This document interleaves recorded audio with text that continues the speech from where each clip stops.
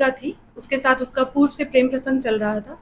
तो 30 तारीख को उसने उसको बुलाया, आपस में दोनों बातचीत कर रहे थे। लड़के की तरफ से जो मृतिका है उससे शादी का दबाव बनाया गया और उसे ये जानकारी हुई कि जो मृतिका थी उसकी और भी कुछ लड़कों से बातचीत थी। तो मृतिका ने उनसे शादी के लिए मना किया। तो इसी में दोनों में थोड़ा झगड़ा हुआ। आप देख रहे हैं MA न्यूज। खबर है भागलपुर से नवगछिया के रंगरा में हुए 18 वर्षीय युवती की हत्या उसके बॉयफ्रेंड ने ही की थी। बॉयफ्रेंड प्रिंस ने गर्लफ्रेंड आरती को मिलने बुलाया, फिर थोड़ी देर बातचीत की।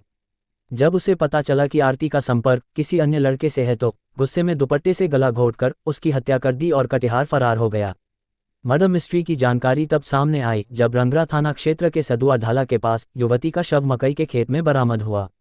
मामले में नवगछिया पुलिस ने आरोपी बॉयफ्रेंड को गिरफ्तार कर लिया है। देखिए पूरी रिपोर्ट। आज की किस्सा देखिए, दिनांक 31 मई को वादी हैं किशोर मंडल, उनके द्वारा रंगरा थाना में एक आवेदन दिया गया कि उनकी 19 साल की बेटी 1 बजे करीब घर से बाहर निकली थी कुछ काम के लिए, पर वो अभी तक वापस नहीं आई है।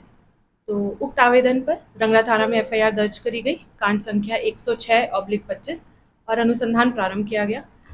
इसमें हम लोग को इसके बाद करीब 3 जून को मॉर्निंग में सूचना प्राप्त हुई रंगरा थाना को कि सदवा ढाला के पास जो मकई का खेत है वहाँ पे जो ये मिसिंग बच्ची थी इसकी बॉडी मिली है।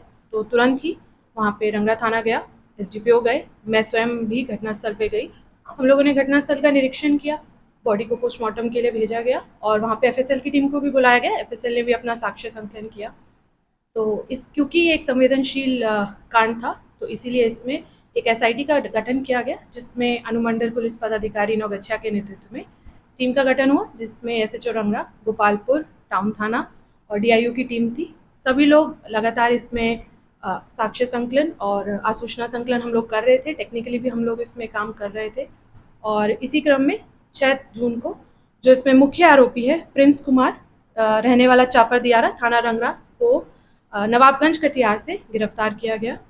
गिरफ्तार अपराधकर्मी ने अपनी कांड में संलिप्तता स्वीकार की है और घटनाक्रम के बारे में जब पूछताछ की गई तो उसने अपनी संलिप्तता स्वीकार करते हुए बताया कि जो मृतिका थी उसके साथ उसका पूर्व से प्रेम प्रसंग चल रहा था।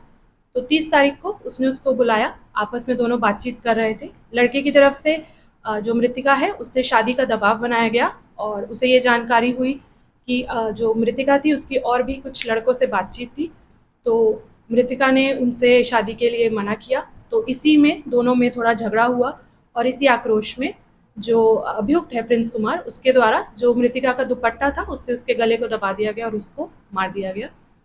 तो इसमें जो एक चीज़ और है, जो बॉडी को भेजा गया था पोस्टमार्टम में, तो पोस्टमार्टम रिपोर्ट हम लोगों को प्राप्त हुई और उसमें जो रीज़न ऑफ डेथ है वो स्ट्रैंगुलेशन ही बताया जा रहा है कि किसी कपड़े से गले को दबाया गया है।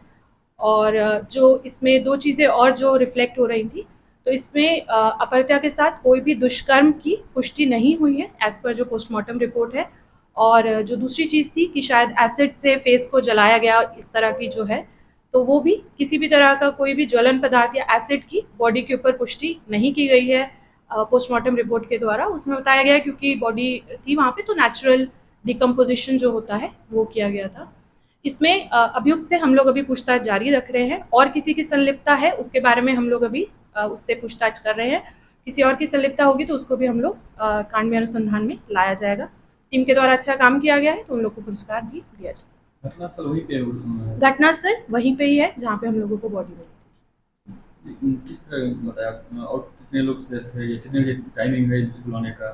30 तारीख को ही जब 1 बजे के आसपास जो मृतिका है घर से निकली थी, उसके बाद ये इसी से मिलने के लिए निकली थी जो हमारा अभियुक्त है प्रिंस कुमार, और उसके बाद इस घटना को मकई का खेत जो सदवा ढाला है उसके पास जहाँ बॉडी मिली थी वहीं पे ही घटना को कारित किया गया था।